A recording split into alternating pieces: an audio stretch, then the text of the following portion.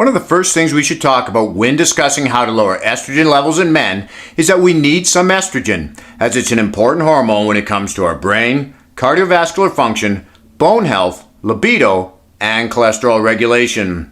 So what we're really looking at here is having a proper hormone balance. While that could really include the entire endocrine system, we're going to focus on estrogen and its relationship to testosterone. We tend to think of these hormones as a male hormone and a female hormone because, of course, women have more estrogen and men have more testosterone. This is an important topic because when our hormones end up out of balance, with our estrogen elevating too high, it lowers our testosterone, not only affecting our ability to build muscle, but it can cause us to have increased belly fat and man boobs. Not a nice muscular chest like a man wants, but that soft, fatty tissue that looks great on a woman, but not so much on a man.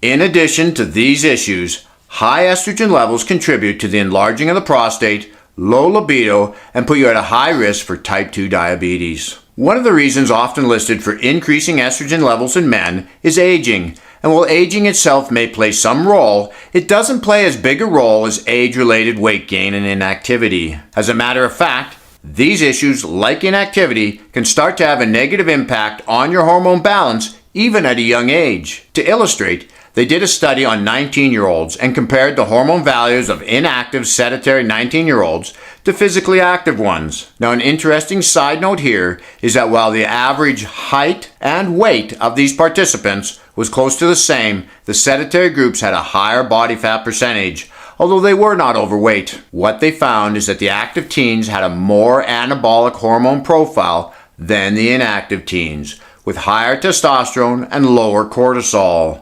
So inactivity can have a negative impact on your hormone balance, even at a young age. But the good news is, we can get fit and build muscle at any age. A couple of videos ago, I mentioned a study where inactive, overweight men with the average age of 49 were put on a 12-week lifestyle modification program.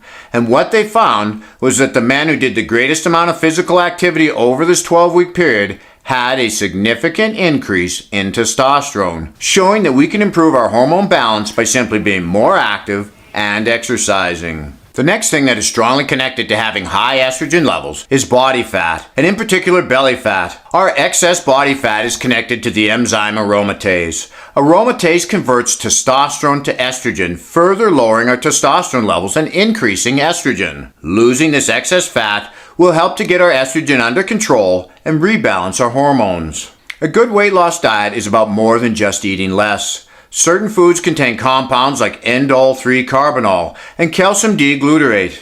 They help to regulate estrogen and are found in cruciferous vegetables like broccoli, cauliflower, cabbage, Brussels sprouts, kale, and turnips, with calcium D-glutarate also being in fruit like grapefruit, apples, and oranges. Some types of mushrooms, like white button and portobello, contain phytochemicals that work as an aromatase blocker, preventing the conversion of testosterone into estrogen. It's not just what we eat that we have to think about, it's also what we drink. When we're trying to rebalance our hormone systems, we need to watch our alcohol consumption.